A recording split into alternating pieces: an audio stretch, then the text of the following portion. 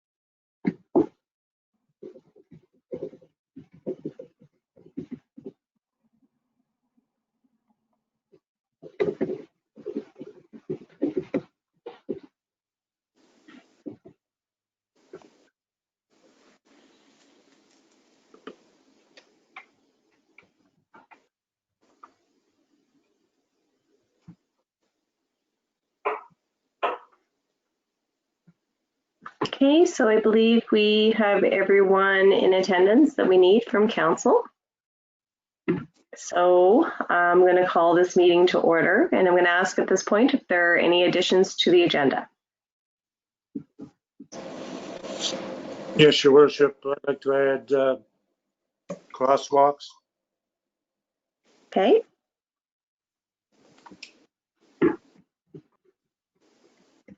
Any other additions this evening? Okay, so I will ask for a motion to approve the agenda with the one addition, please. I'll move the motion. Okay, thank you. Second motion. Okay, thank you, Deputy Mayor. All those in favor, please signify by saying aye. Aye. Contrary minded? Okay, the agenda is approved with the one addition. We don't have any presentations this evening, so we're going to move on to council reports on assigned committees. Okay, so Jason, did you want to start with your updates? Yes, sure. I'm just looking through my notes here to make sure I'm not missing anything. So from Cape Breton South Recruitment of Health, we have a couple of exciting updates. I think they may have been out before, but we discussed them, so I'll go over them again. And that's that we're expecting a family doctor to the area in February, mid to late February. Also expecting an RN for Straight Richmond Hospital sometime in February. She's just waiting for her final approval on her license, which we're told won't be an issue. And she hasn't given us a date yet, but basically she said once she gets the okay, she's on her way. So that's pretty exciting news. There was a nurse practitioner started in Port Hawkesbury in the recent past at the Collaborative Health Center, which is also exciting. And the committee is going to be presenting to the LPN class at NSCC this month to see who we can try to retain for this area, which is also extremely exciting considering there's a few local people even taking that course right now. So that's some positive news from that committee. That's fantastic. Does anybody have any questions? Okay, no. Jay, any other updates from any other committee work? Yes, the housing committee met, and the number of homeless people in the area is rising, which is a concern.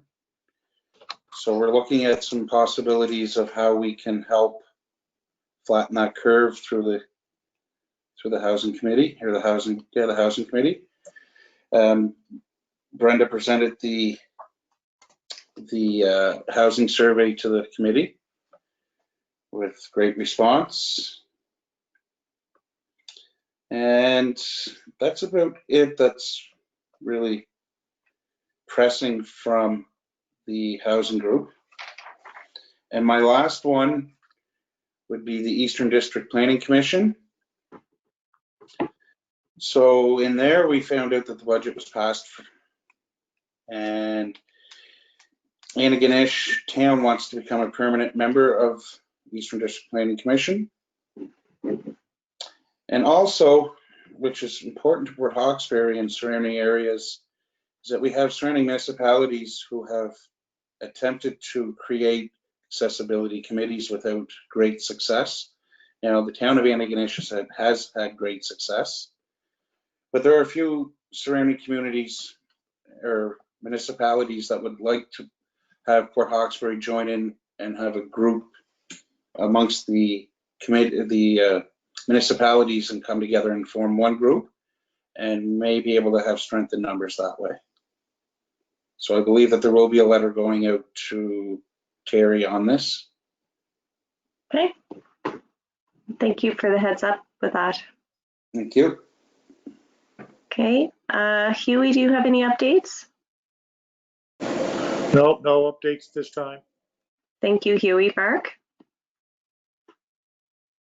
No, Your Worship. Jason hit them all. Okay. Deputy Mayor McCrory?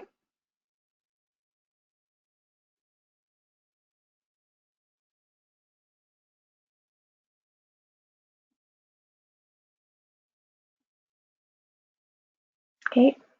I don't know if you're trying to speak. I don't see your camera on, Deputy Mayor, but you're muted if you are speaking. There you are.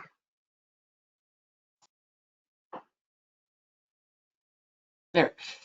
Sorry about that. So I was just mentioning that on Thursday, the 14th of last week, we had our Waterfront Advisory Committee meeting to get together to review the framework document that's been provided to us from our consultants. And there were a lot of good things in that document. We had quite a long, lengthy discussion that evening. And I believe we're going to be having a second meeting just to review.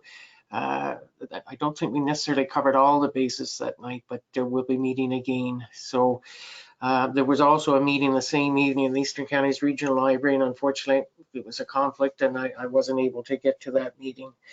I believe we had the first accessibility committee meeting was yesterday, and again, I was unable to attend that, but so we do have a committee up and started now. So that's a good thing. That's exciting. Thank you. Thank you, Deputy Mayor. So the only thing I would add is just one other quick update for our Straight Richmond Housing Matters Coalition. We are potentially going to be, starting a new chair for that committee. So Amanda Mumbercat is considering putting her name forward to be able to chair that committee. So Port Hawkesbury has chaired it the past 4 years, so it'll be nice to have somebody from Richmond Municipality chair that. And Celeste Gotel is willing to step up to co-chair. So that's just one small update. We had to we're going to set a new date for our airport committee because we had to, we weren't able to host that meeting. I think that's it for the updates from my end, other than just one meeting that Councillor Aucoin and I would have attended, a virtual meeting for the Cape Breton local immigration pilot. And I think that's it for local committees. Okay, so we'll move on now to CAO reports. I'll hand things over to Terry. Thank you, Your Worship. So we'll go through our monthly reporting. There'll be an emphasis on finance this time, but there's reports from all of our departments. Thank you. I'll start with Paula. Sorry, Paula. That's okay. Good evening, everyone. I'm happy to provide you with the Marketing, Recreation, Tourism and Culture report. I'll start with the fitness center. We've been working very closely with Body and Soul Plus in the transition with memberships and equipment questions and operating hours questions and everything is going very, very well.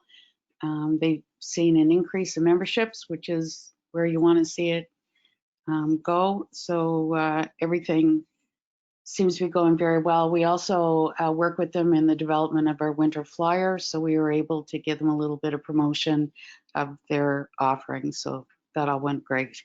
That is our winter flyer right there, and that was distributed to all the residents in the community for their review, and we've had quite a good uptake. The straight area trails, we've purchased 6 new sets of snowshoes, so now we've got a total of 12. We have no snow though, so I'm sure that'll take care of itself.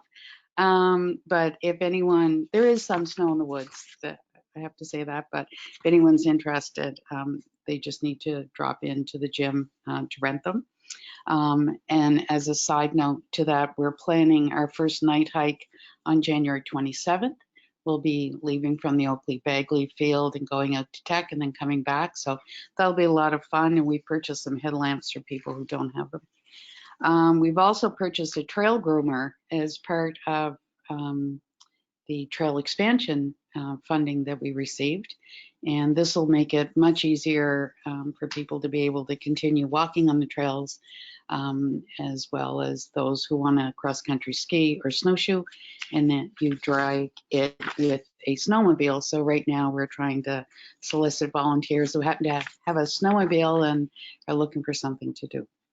The next round of TD grant applications have come out, and we have put a application in for an expansion to the trail system, branching out from the Fish Ladder Trail, going along the brook, and taking you up to what, if you're old enough, it used to be called Strawberry Island, and back. So it's a really nice loop. Just as a note, as far as performances go, as you're aware, we only got in 2 shows before Christmas, real shows, but we did, interestingly, we tried to do a virtual show with Natalie McMaster and her family, and that was quite successful. There was close to 200 tickets sold in the Port Hawkesbury area, and we were given a small stipend for our efforts there. We also work with the Savoy Theatre in promoting their performances that they did virtually, and another stipend came our way. And just wrapping up, the pool is open. Classes are going very well. We have over 24 instructional classes being held, and our public swims are back on. We're still operating Tuesdays, Thursdays, and Saturdays, but that seems to be able to answer the demand right now. I did put a list of all the seasonal events in my report for your review, and we're off to the races planning our winter events. So yeah, that's some of our winners and our volunteers on our float, which was very well received all around town. Anyways, that's it for me, and open to any questions you might have. Thank you. Thank you, Paula. Is there any questions or comments for Paula for her report? Okay, thanks so much. Yeah, Your Worship, Oh, yeah, go ahead, Blaine.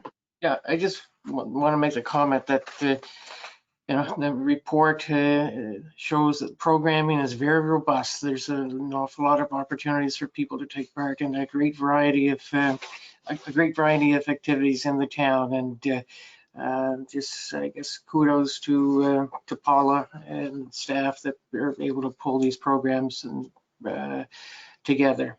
Thank you. Thank you. Okay, thank you, Paula. Any other questions or comments?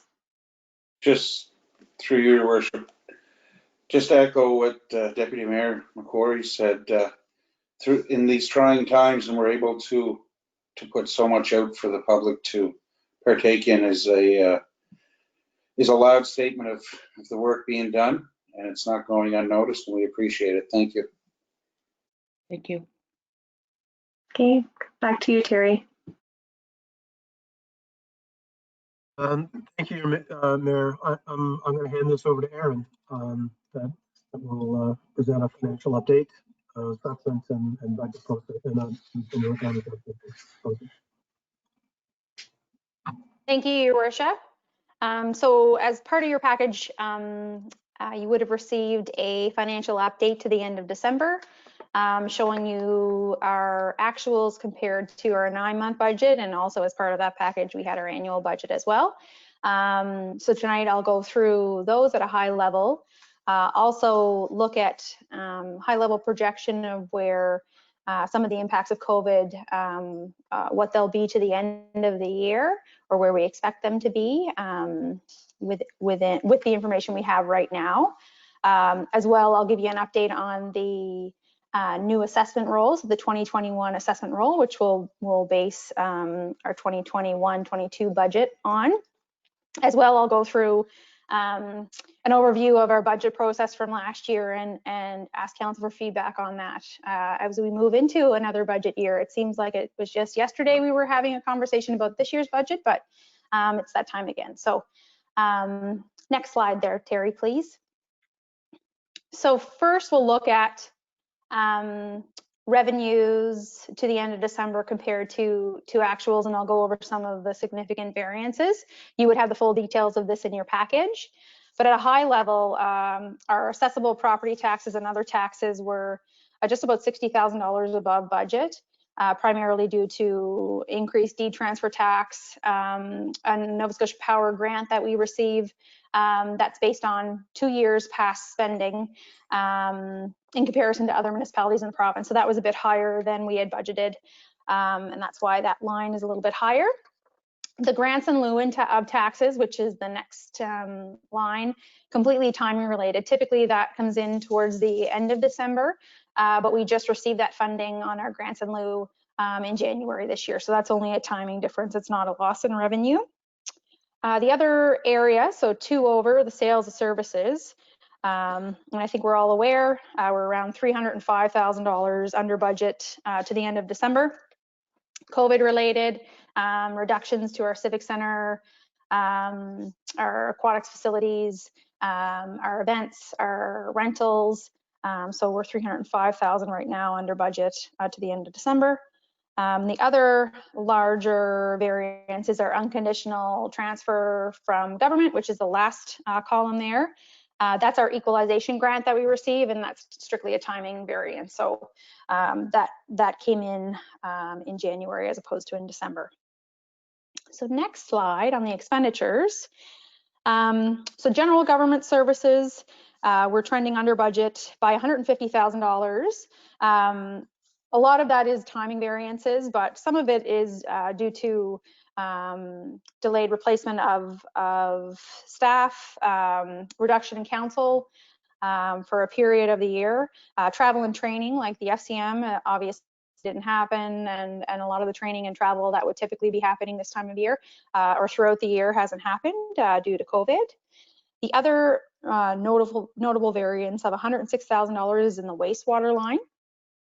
That's partially a timing variance with power, but there's a number of repairs and maintenance accounts that fluctuate year over year. So one of the accounts for equipment, I think we spent $70,000 this year, and we're in the low thousands this year, but I believe our budget is in the $25,000 range. So, you know, it's really situation specific, and it varies year over year. So those could be, you know, those accounts can be utilized towards the end of the year, depending on how our equipment operates, but right now we're trending lower. Another item that's under budget is our recreation and cultural services, so $122,000 under budget, primarily due to our aquatics closure. We closed that facility in March before the or when the pandemic hit, and there were some savings. Obviously, there were some reductions in revenue, but there was also some expenditure savings there. And the Civic Center as well, we're trending $122,000 under budget as of December. Partially timing variances of a couple of accounts. Again, there's repairs and maintenance accounts similar to the wastewater facility that are trending lower than budget right now, but depending on how that facility operates over the next 3 months, they could be potentially used. But there's also been some decisions around bringing security in with a lighter load on the facility and the lighter usage of the facility, that's been delayed. So that's a permanent savings.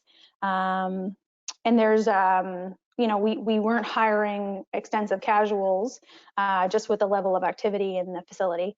And our power account in the Civic Center is lower, primarily due to not having power, or very, very minimal power, and during COVID, or shutdown, between the March period and June when we reopened to the public. So there was a few cold days getting ready for the audit, but it did save us some money in the long run, which we're all happy about. So now we'll move on to my projection, unless there's some questions on what's been presented there. Okay, so just looking at, try to look high level at where we can expect our losses of revenue and our additional expenses due to COVID, and kind of the decisions we've made to reduce some expenditures, and where we potentially could land at the end of the year. And this is high level. We still have 3 months left of the year to go, which are heavy, not so bad right now, but heavy snow and salt times, and usually overtime and expenses on our vehicles this time of the year.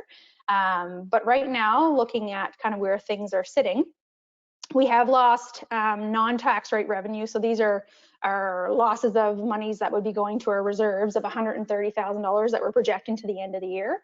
That's primarily airport interest on our bank balances, and that again reduces our reserve balances. We're projecting around $400,000 in lost sales revenues. So aquatics, Civic Center, events, rentals, interest on taxes, we're anticipating $400,000. COVID expenses, so there were some payroll expenses we had through COVID, as well as additional cleaning supplies, PP&E, our plexiglass or glass enclosures for our public spaces. So we've had about $50,000 in those expenditures. We've also, there's been obviously, like we had discussed in our expenditures being lower than budget, we've also been able to reduce expenses. So, travel and training has been very, very small, very, very small amounts this year. Again, security, we've had a delay in bringing that back, which has caused some significant savings. Staffing replacements delayed. Not hiring casual labor, some operational decisions that have been made that have reduced the loss in revenue that we've had. There's also been increases in expenditures over budget in some areas, particularly propane and other various counts, but overall departments are falling under budget. But our net projection of reduced expenditures is around $190,000 to the end of the year. And we've also had revenues recovered. So as we discussed earlier, there's been additional leachate funding, deed transfer funding, the HST rebate, as well. Paula made an application based on the expenditures that we had due to having public facilities, and we were able to get to be reimbursed $10,000 for some of the COVID expenditures that we've had, which was a nice boost. So overall, right now, and again, this is going to change and vary between now and March, but our best guess would be we'd have a deficit of $325,000 to the end of the year. We do have the Safe Restart funding grant that we have received, which will offset this deficit. And that Safe Restart funding hopefully we'll be able to carry that into next year as well. I don't think we're going to see a complete rebound in our revenues as of April 1.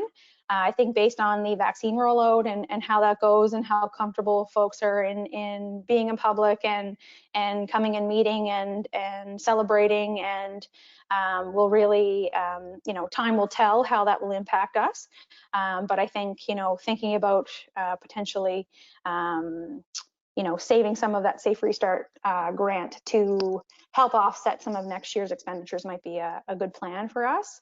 And there is a meeting that I have next week on that Safe Restart funding to determine what the requirements of it, where it can be spent, and if you're able, I'm not sure exactly, but there's going to be some discussion around what are the requirements of that funding and what's the reporting mechanisms, and so we'll know more on that next week. I don't know if there's any questions on that, or if you want to move on to assessments in the upcoming year. Okay, maybe we'll move forward to assessment trends. And so just again, we look at this every year, this time of year, as the new assessment roll comes out in January. Again, our assessment trends have typically been trending downward. So if we compare our residential or have been relatively flat. So we've been seeing our residential assessments remaining relatively flat, and we've been seeing declines in our commercial assessments. So if we compare 2022 to 2014, we've seen overall in that 9-year period a 2% increase in our residential assessment. We've seen an 8% decline in our commercial assessment, and we've seen a 15% decline in our resource assessment. So overall, we have around $134,000 less in this fiscal year than we did in 2014, just based on those declines. But some, cautiously optimistic good news on the next slide. We have increased, or sorry, next is the, just to show the trends graphically, which we just discussed. But the next slide, yeah, so what's nice this year is we are seeing a little bit of an increase in our residential assessment. So we're seeing a 0.28% increase in our residential assessment, which equates to $7,300. We are seeing a 1.58% increase in our commercial assessment, which equates to around $35,000. So overall, seeing an increase of $42,000. This doesn't include our grant and lose. So we all know that there was a new NSCC residence that was constructed that is on our roll this year. Grant and lose are applied through, they're non-taxable properties, but we're able to apply through the province and federal governments for a grant that replaces the taxes. So that's around $67,000, it looks like, for the NSCC residence. However, that was countered by declines in other grant and lieu properties that we have. So the net increase in our grant and lieu properties is around $30,000. So overall this year we have around $70,000, or we should have $70,000 more in taxation revenue and grant and lieu than we did last year. Next slide, please, Terry. One thing to, again, proceed with caution. We're optimistic about this, but we're also cautious, because although we did see increases in our commercial assessments, that is due basically to a $1.5 million increase in one commercial property. There was a few others that increased slightly, but really there was one major development outside of the grant and lieu, which is the NSCC. So if we didn't have that investment, our commercial assessment would have declined by $750,000. So basically, that new development was mitigated, or the impacts of that new development was mitigated by declines in a large number of our other commercial properties. So just to give you that in numbers, of the 244 commercial properties that we have on our assessment roll, only 44 have increased in value this year. A small portion remained the same, and the remainder declined. So, but as we enter our new budget process for the upcoming year, this $70,000 pickup will help offset that starting deficit we had in last year's budget. I think last year we started before COVID with a deficit in our budget of $120-some thousand. So this is a nice way to, it's going to make this process a little bit easier going through, because we have that pickup. But again, we still need to be cautious and diligent as we move through that process. So I don't know if there's any questions on the assessment trends. And if not, I'll go through the budget process.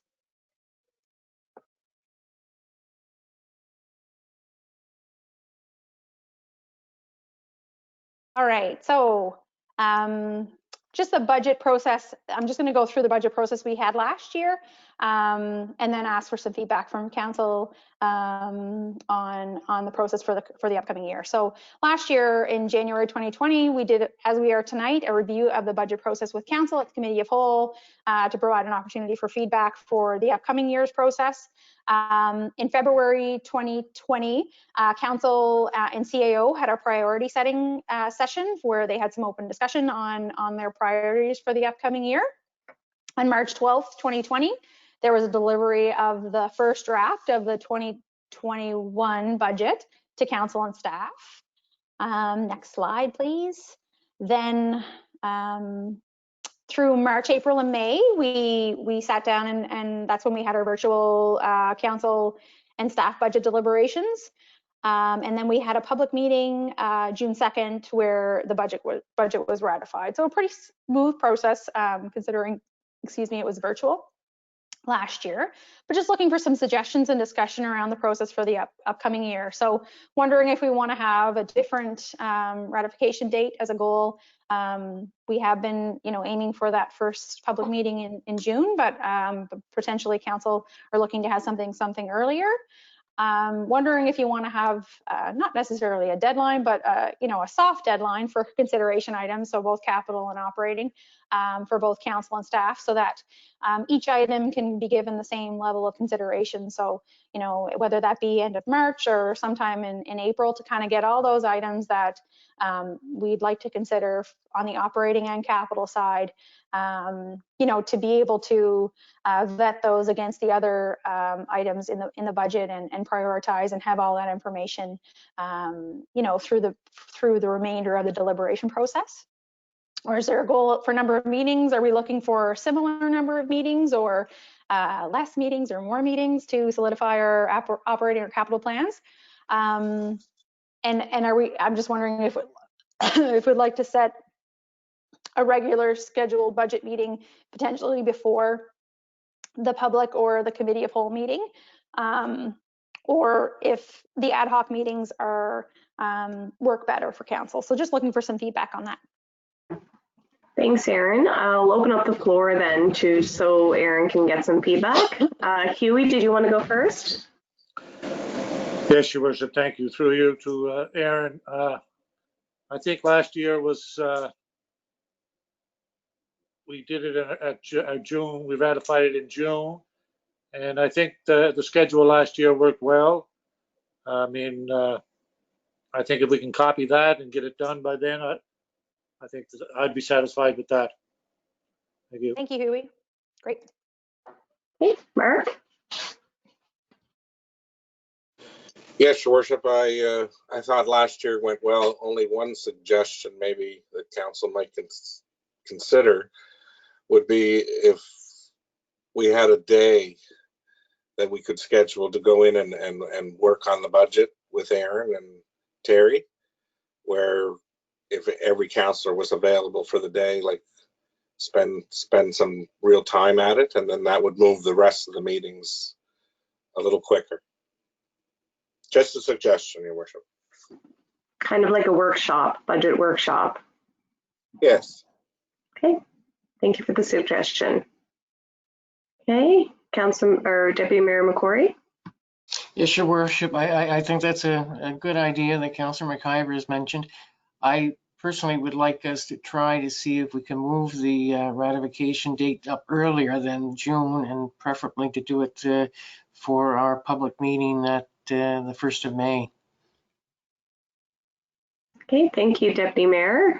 Jason, this will be your first budget, so I guess you just have to trust in us.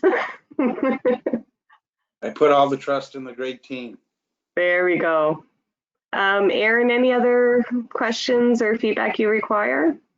Yeah, just wondering if there was a day when we were looking to get together to review this. I'm just wondering at what point in the process would that be?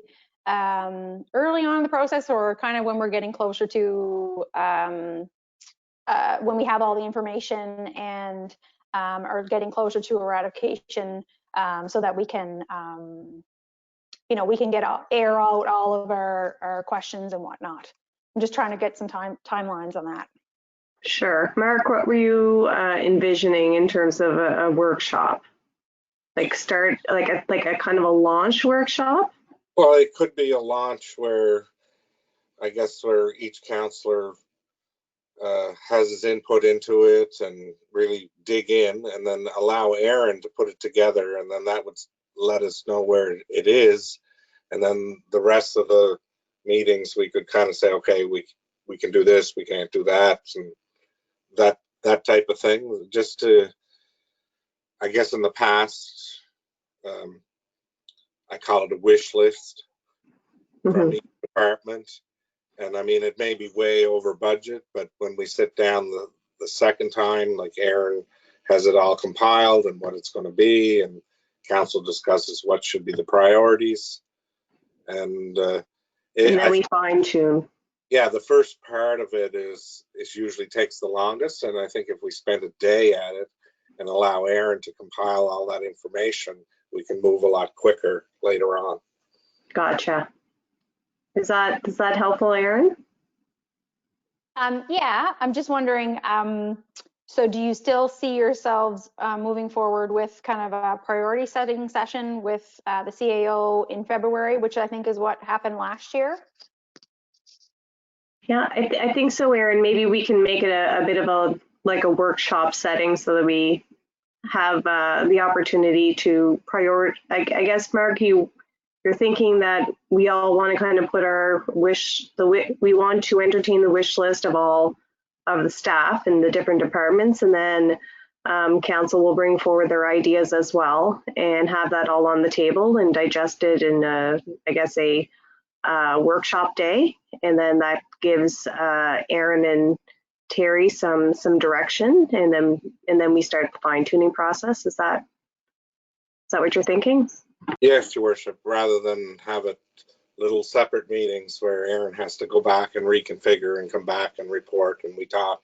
If we can get it on the table in a day's workshop and get that information, and then the next meetings we can dissect it. What's the priorities? And we start kind of shaving off things that we may not be able to afford. Gotcha. Exactly, Your Worship. I gotcha. There might be a lot of shaving. I think I'll bring the Gillette shaving cream.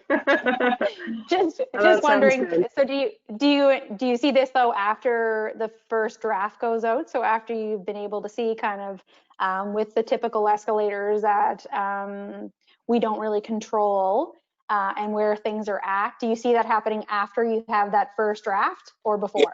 Yeah, after the first draft. Yeah, I think you want to probably do that simultaneously. Would you say, Mark? Like, Aaron, you present like, okay, this is the situation. Let's throw it all, like, put it all out on the table.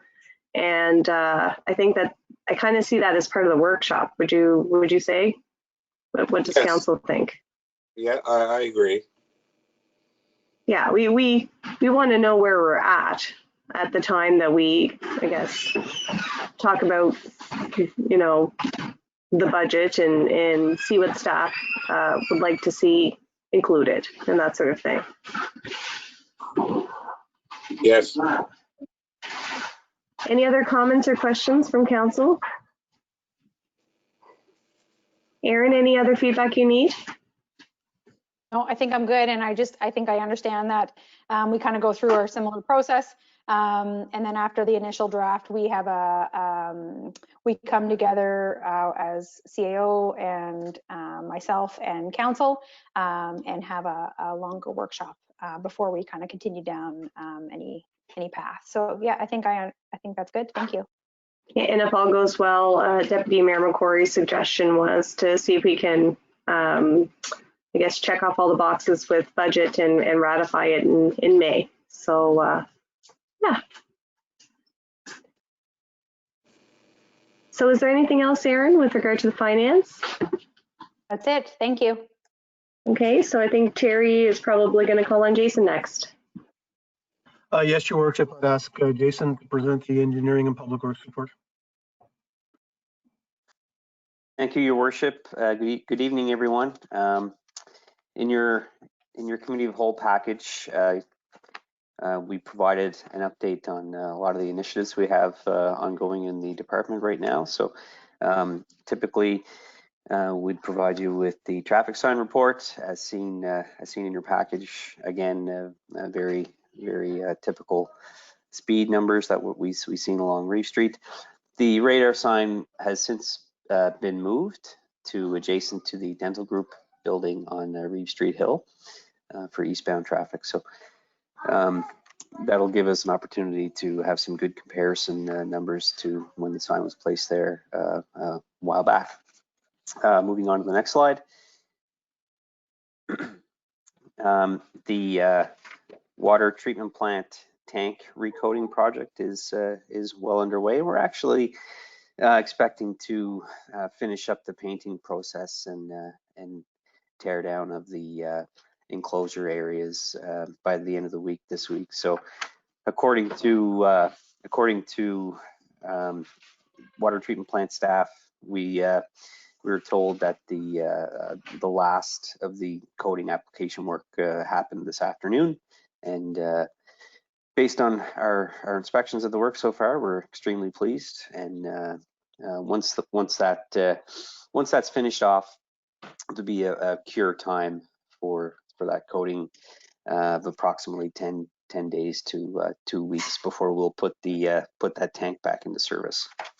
And we included some pictures of the work in your package.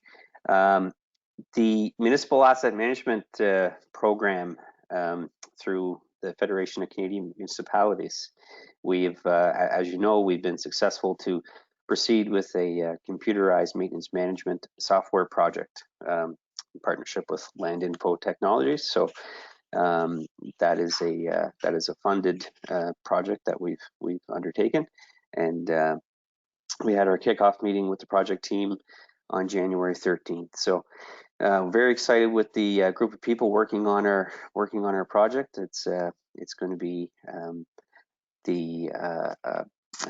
designing and actually building an open source maintenance management software package specifically for the town of Port Hawkesbury. But the nice thing about this is that other smaller municipal units throughout the province and likely throughout Canada may be able to take advantage of this opportunity to have a free package with us taking the lead on being on the design team for this.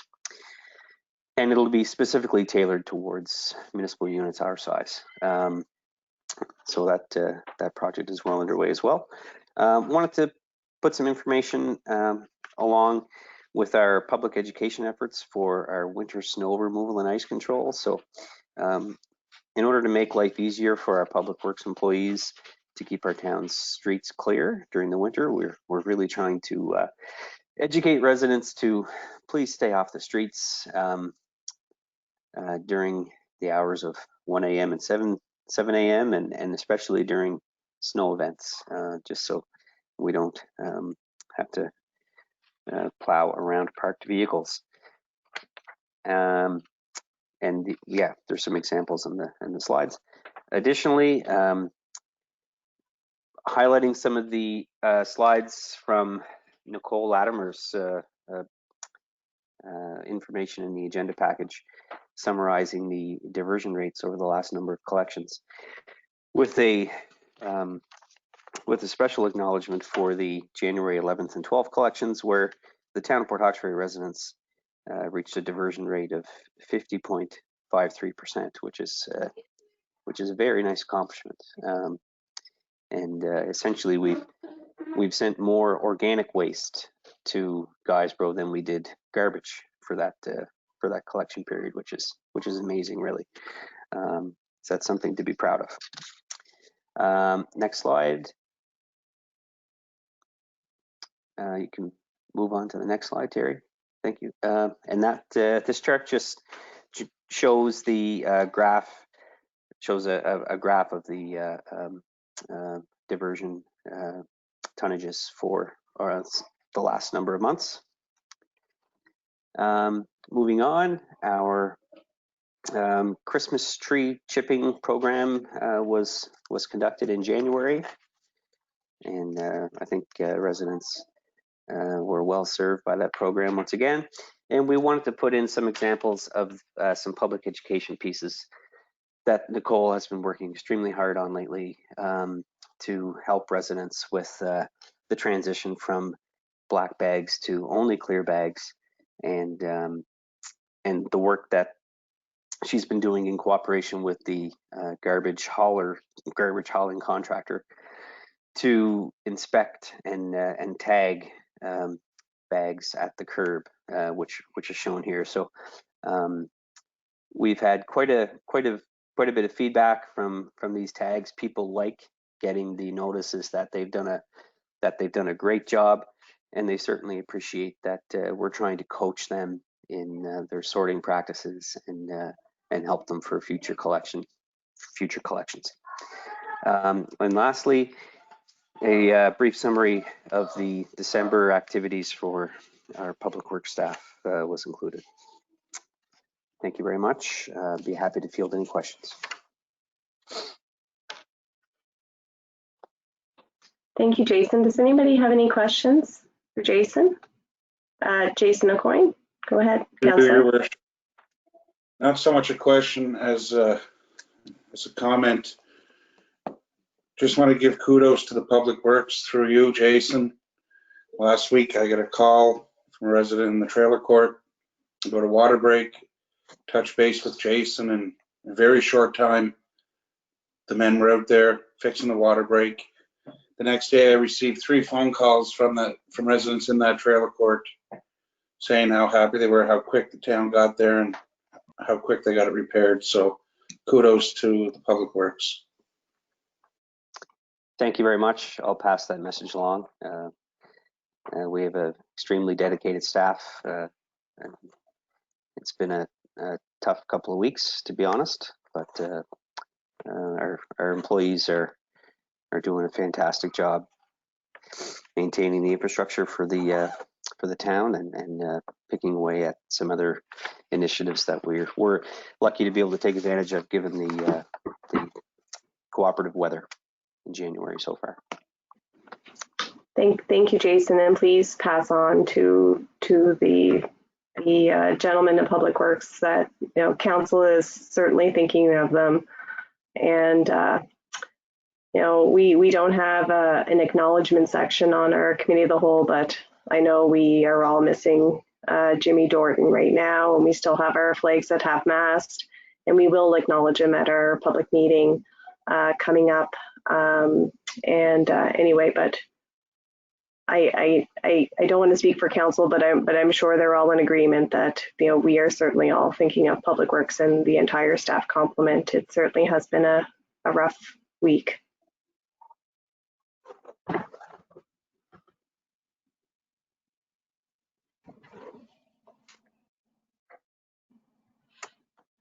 Any other questions or comments? Terry, I think you're last on the list for bylaws and policies, or Gordy's next, sorry. Yes, Your Worship. Thank you for your comments and sentiments. So I would pass on sort of the last report is from Gordy, General Manager of Facilities and Operations, on Civic Center, Oceans Initiative, Pool, Fire Hall, Alan J. McCacken, and accessibility. Hey, Gordy. Thank you, Terry. Through you, Your Worship, and members of council.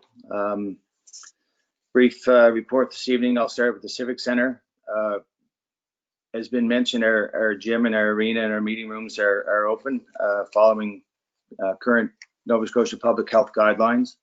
And they've been, as we know, they've been changing bi-weekly or monthly, so we adhere to those guidelines. The Ocean Center, NSCC are back to occupying their space, and I just included a couple of pictures that show council and Your Worship the Oceans Initiative space, which has been pretty much completed with the exception of the handrail on the ramp section. Really nice job. NSCC did a nice job on their side, but our side is certainly coming along, and we're excited to get to the point of occupancy there in that space. Our pools are open following the Nova Scotia public health guidelines also. We had some repairs to our circulation lines that had us down for a couple of days, but everything's up and running again, and we're back to business. As we know, fields and parks are closed for the season. The new generator for the fire hall is in New Brunswick. It's in Fredericton. The old one is going to be removed tomorrow, and the new one should be en route to the fire hall either tomorrow or Thursday, whenever we request them send it down. And that will be installed probably by the 1st of next week. So that's good news on the fire hall generator. The airport, our road signs are being continued to be refaced at Maple Signs. We're working with Sarah Rankin and design initiatives there. They should be, I think in the next 2 to 3 weeks, there should be some finalization to those signs and they can be reinstalled. And we have added, in the absence of the large road signs, we've added a civic address sign for whoever may be looking for the airport. And as Councilor McQuarrie mentioned earlier, we did have our first Accessibility Advisory Committee meeting yesterday. Great to get that committee off the ground and get moving. Everybody was excited. We didn't have everybody on board, but we are certainly, like I said, excited to get going finally and move forward. We were looking at different initiatives for that committee and how it may be structured, and I'll certainly have a monthly report for council moving forward. So that's my brief report for this evening, and I'll be happy to answer any questions. Thank you, Gordy. Any questions from council?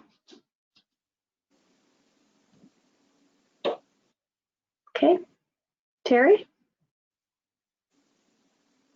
Yeah, thank you, Gordy. With respect to bylaws and policies, there's no update on bylaws and policies at this time. We are working on the procedures document. It is about a 30 to 40 page document that we're getting close to and really hope to have something out by the middle of next week to council for your review, so we can move forward on that priority. Thank you, Terry. Okay, so we're now going to start agenda item number 7 under other business. This is just for information. So I circulated a response of receipt of our letter regarding the J. Douglas McCurdy Airport. And I just wanted to let council know that we did get that response. The next item is future meetings. So we agreed that we were going to keep this on our radar in terms of how we want to continue to function as a council, whether it's virtual or in person.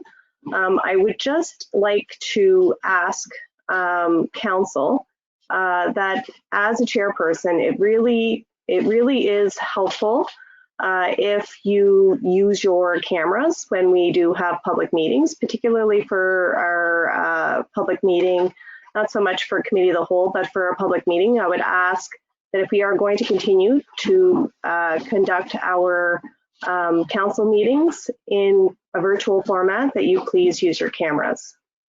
It also is good for citizens who are observing the meetings, and that they're able to see that you are here and present and participating in the meeting.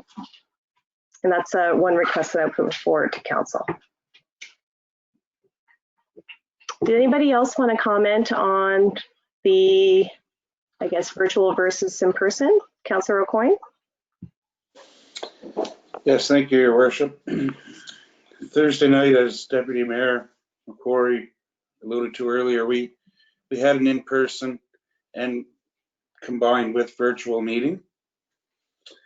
I thought it went well. I see no reason why we can't move in that direction. I understand people are concerned about the public and numbers at this meeting. I believe that council could sit at that table 6 feet apart, have the staff do the reports of the committee of whole via virtual, and make this work. I see Richmond County just decided they were going to continue in person. it's possible. It's possible to do it safely. And again, right from day one, I've been saying I'm a supporter of the in-person. And like I said, Thursday night, we showed that we could do it in a safe manner. And I can't see why council can't do it. Any comments or questions with regard to Councillor Aucoin's comments? Huey? No, I have no comments. I'll be doing it the way we're doing it now until this COVID stuff is fixed. Okay, Mark?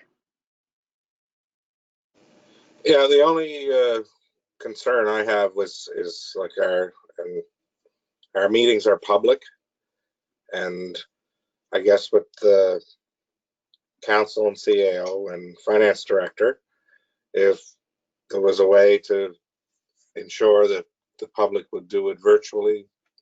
I mean, we can distance, but I understand Jason's party wants to get going, but maybe, I mean, things are looking good in the province, and maybe by the end of the month and February's meeting, we will be meeting in person. Okay, so continue to assess the situation. Yes. Okay. Any follow-up comments, Mark? No, Your Worship, that's fine. Thank you. Deputy Mayor McCrory? Yes, Your Worship. I'm good with the format that we're following. Councillor Aucoin mentioned that the meeting went well on Thursday, but there were some technical glitches. One of the attendees wasn't able to ask questions, and it may have had to do with the platform. We had a similar issue when we had a meeting down at the Creamery building in December when the plan was presented to us, and we weren't able to carry on the meeting because of issues with the platform. So what we use for council here now, it works well, and I'm quite content just to continue on, and we can review this at a later time. But yeah, that's my position. Okay. Thank you. Any other comments from council on this item? So we will continue to add this for a discussion piece for future meetings. Okay, so next item is Shop Local Day. This is just for council's information. So we do have a press release that we would have shared Monday morning, promoting the town and promoting shopping local. We did so in partnership with both the Strait Area Chamber of Commerce and the Cape Breton Partnership. So far, I was able to do a morning spot with Scotty O and Greg from 1015 The Hawk. Also did some social media pieces as well in advance of today, which is Shop Local Day.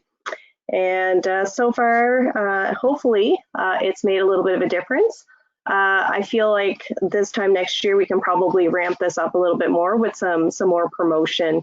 And this particular year, in light of COVID-19, it's certainly imperative that our citizens are supporting local.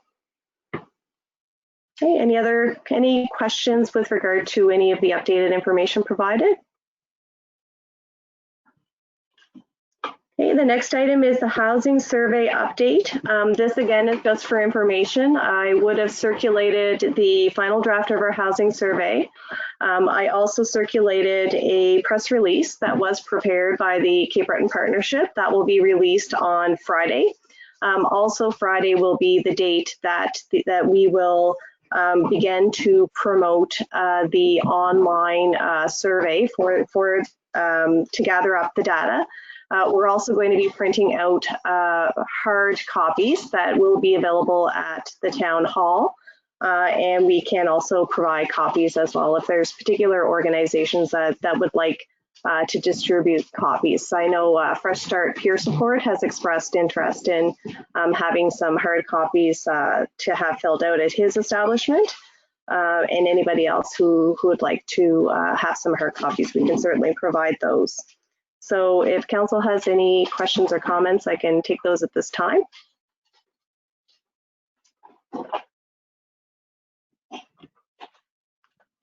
Okay, hearing none, we're going to move on to the NSCC Carpentry Program Project Partnership. So this is, I received an email originally from Charles and Lawrence from NSCC, and then also followed up by Eileen McDonald through NSCC here in the Strait Area campus.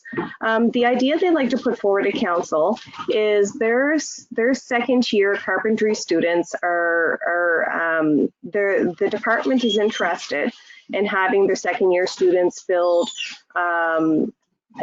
wooden units that accommodate a garbage bin plus space for the green bins. And the proposed partnership is that if the town provides the building materials and the students build these units, that we could look for potentially in doing some more promotion around our composting and our solid waste program, and maybe raffle off these wooden structures to citizens in the town. So I wanted to bring this idea forward to council for consideration. I did ask Eileen to provide the best estimate she could think of in terms of what would be the cost for the wood products that they would require to build these units. I haven't received any information, but I don't imagine the cost is going to be too substantial. But I just did want to bring the idea forward to council to see what your thoughts are on it. And I'll just, I guess, Mark, I think you're the closest one to NSCC if you wanted to talk about this potential partnership idea. Yes, Your Worship. It is a good partnership, and we can take advantage of it, as you say, like with garbage cans and everything, by just buying the material. Also, I'd add like any picnic tables or anything that we have that are getting aged that need to be replaced. This is an opportunity to have the carpentry shop put them together for the cost of the material, which would save us in the long run. So anything like that in that scope, I think is good. Fantastic, thank you. Councillor McDougall? No, I agree, Your Worship. We should take advantage of it. Okay, Councillor McCrory or Deputy Mayor McCrory? Yes, Your Worship. How many containers are they, if we were to do this partnership? What's the number of containers that they would look to build? I can get that number from Eileen. And I can, whenever the information I get with regard to cost and the actual number of units, I can flip that information to council when I do receive it. Thank you for the question. Sure. Any other follow-up questions? So if we were doing this partnership, how do you see this working in terms of identifying people that we're going to provide these for? Would residents make contact with the town to express an interest to be considered to get one of these, or like we're not going to build them for all the residents in town? I don't imagine. No, well, we can talk about the logistics of how that could work out. Those kind of logistical details weren't shared. The idea or the nexus of the idea was, but we could potentially look at asking citizens to register. We, put it out a notice maybe to register with a next water bill cycle or whatnot. And maybe put it online for online registrations for residents as well, and draw names for these units so that we know that whoever is registering for the draw is willing to take and use that unit. Right. Yep. Okay. Thank you. You're welcome.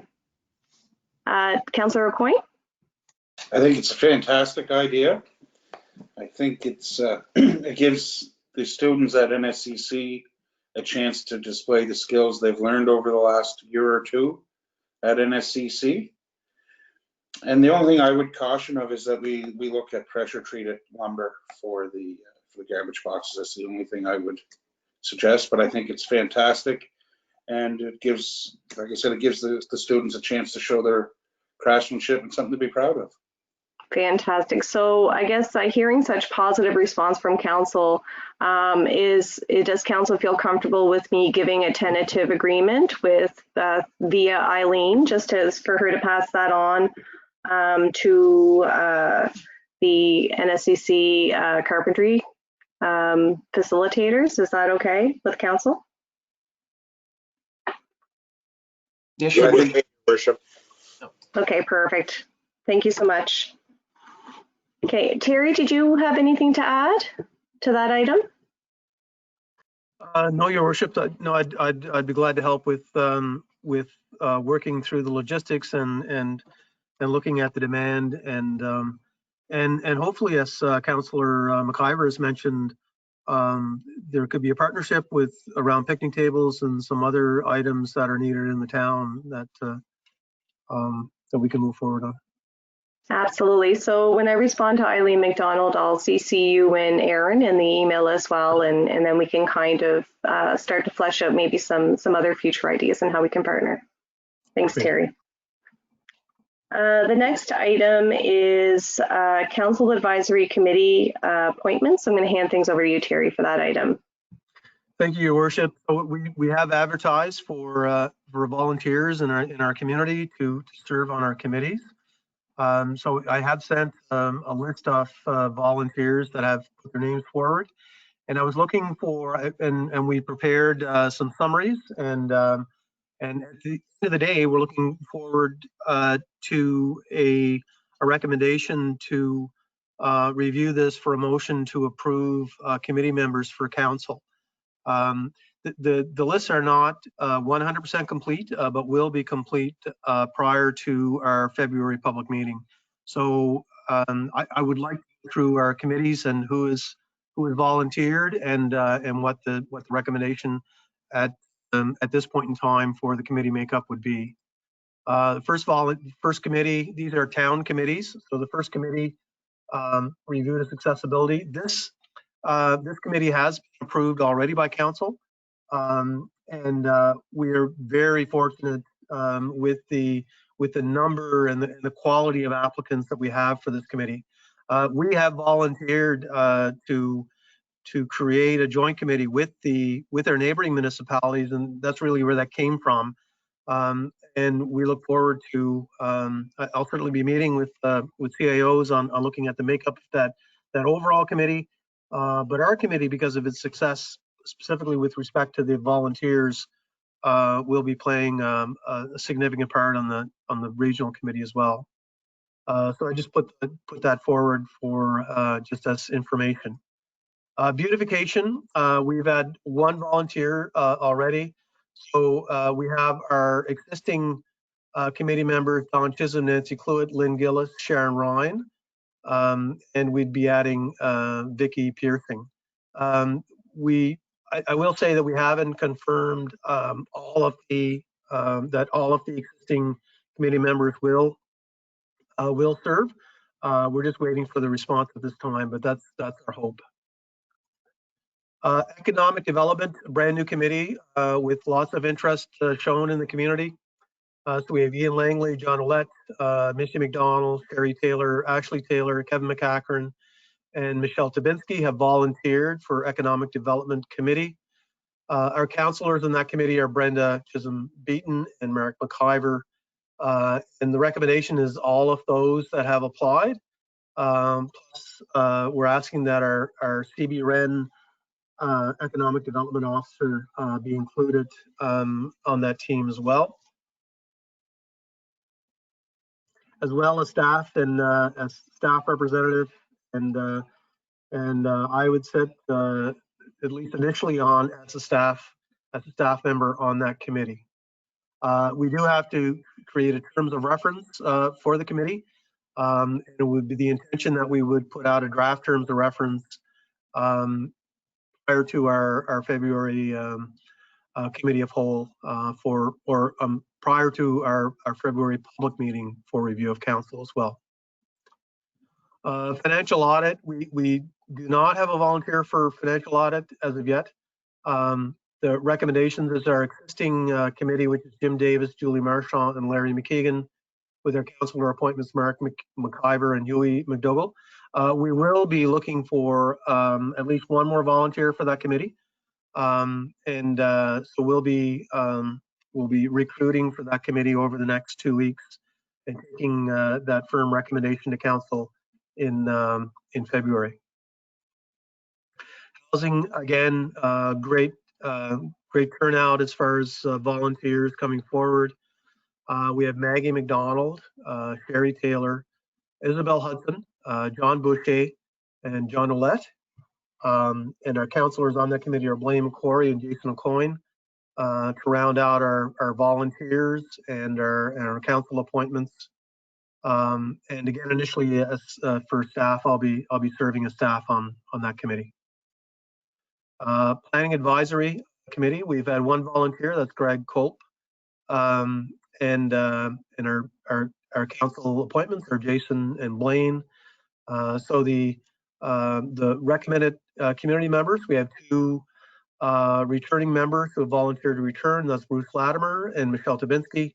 We'll also have Greg Culp and our Cape Breton Wren Economic Development Officer is a standing member on that committee as well. And I am the staff representative on that. Waterfront, we're trying to, again, great community turnout for volunteers. Vicki Persing, Maggie McDonald, Ian Langley, Isabel Hudson are the volunteers for that committee. If we were to take all of those, we'd have 9. With our existing membership, we'll have 9 members, and our terms of reference indicate membership of up to 10 community volunteers. Our council appointments on that committee are Mark McIver and Huey McDougall, with Brenda Chisholm Beaton as our alternate. And Gordy Snook serves as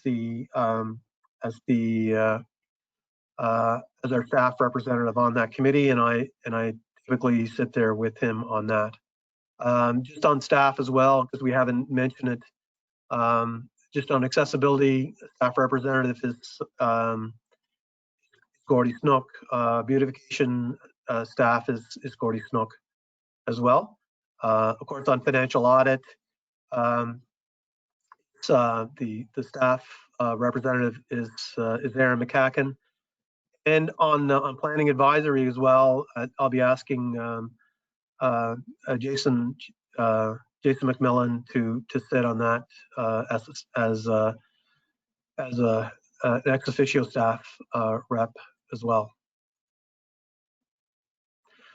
So just to summarize, Your Worship, we'll be finalizing the recommendations, sending them out to council, and asking council to consider approving the planning it or the advisory committee membership at our February meeting. Thank you very much, Terry. Any questions or comments up to this point for Terry? Councillor McDougall? Yeah, Terry, could you go back to the accessibility committee there for a second, please?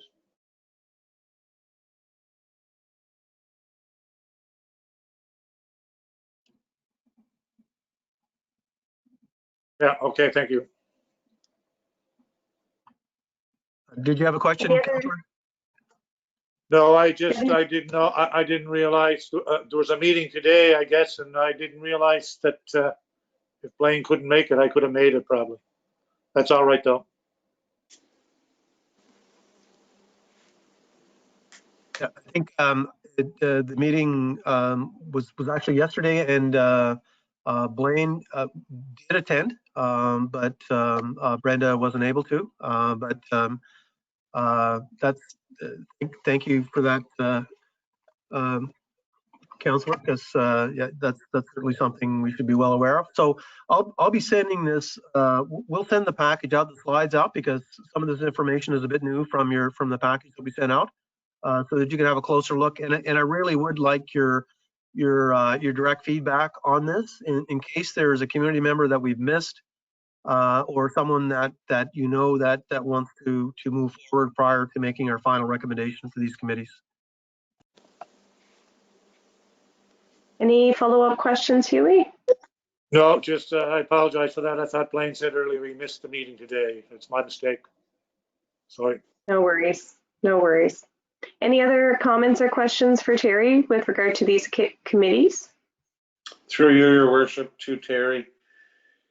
Terry, we've spoke about this, but I just want to get it out here tonight about a terms of reference and a call out for community members for the Parks and Recreation. If we can keep that on the radar, and maybe hopefully we can get that ready for February as well.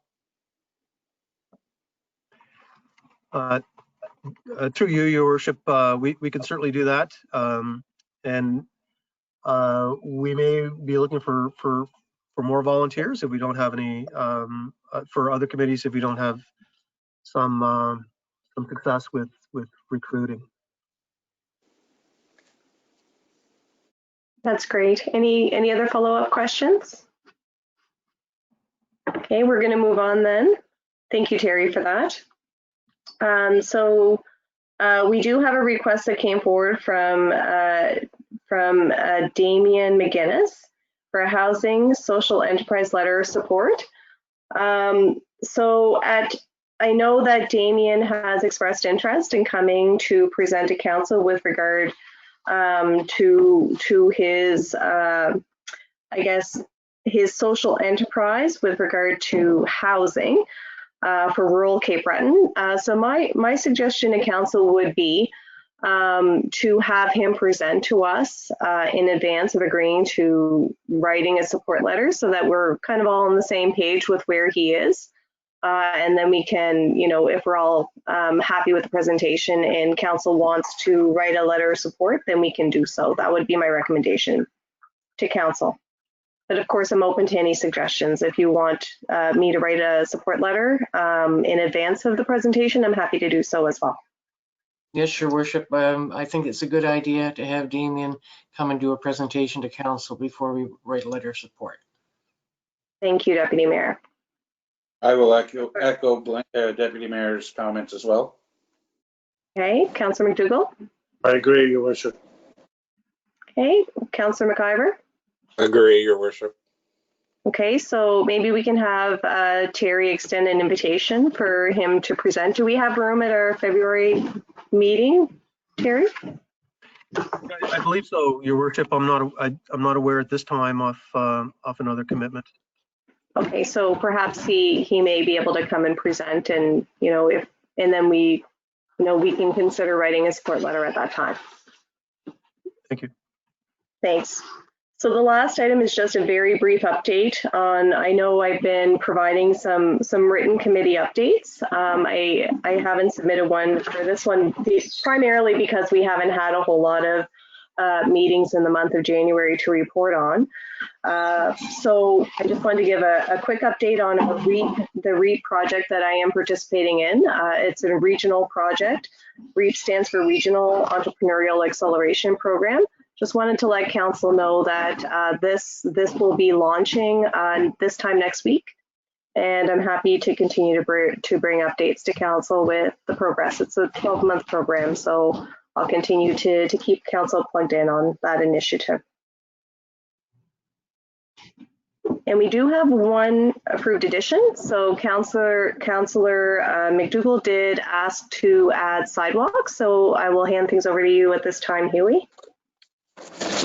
Yes, Your Worship, thank you. I just got a couple of calls, and one fellow wasn't happy at all. I don't know if anybody else got any calls on it, but the sidewalk on Pitt Street there, Pitt and Queen or Pitt and Prince there, just by Dr. Trainer's, cutting across Pitt Street, is it's not lit up very well, and it's in a bad spot. It's on a hill. I think it's pretty dangerous crosswalk, so I don't know how we can fix the problem there, but it is a problem. Maybe staff can look into it. Thank you, Councillor McDougall, for bringing that forward. Terry, I guess this is in your wheelhouse. Yes, no, thank you, Your Worship. Yeah, the staff would certainly be happy to review the crosswalk and see if there's improvements that are required there. Okay, thank you, Terry. Thank you, Councillor McDougall. Any follow-up comments or questions from staff, from either staff or council? Deputy Mayor? Yes, Your Worship. I'd like to mention a similar concern for the crosswalk at Old Sydney Road and Queen Street. It's very poorly lit, and if staff can have a look at that crossing as well. Thank you, Deputy Mayor. Councillor McIver? Yes, Your Worship. I got similar complaints on the crosswalks, and one was it's being addressed with Jason through TIR right now in Tamarack, but we're promoting, I guess the town is promoting to get out and get active and use the trails and sidewalks. And there's a lot more people, I guess, walking at night, and they're noticing this. And when there's traffic, it's hard for them to cross the street because they're not being seen. So I think it's something that we should look into and get a report back. Thank you, Councillor McIver. Councillor Aucoin? Yes, I also, just today at one of the local stores when I went in, I was approached about the one on Reeves and Trunk 4 by the Queen Street Trailer Court. I'm told that the light is out there and it's hard to get across. They're not being seen there as well.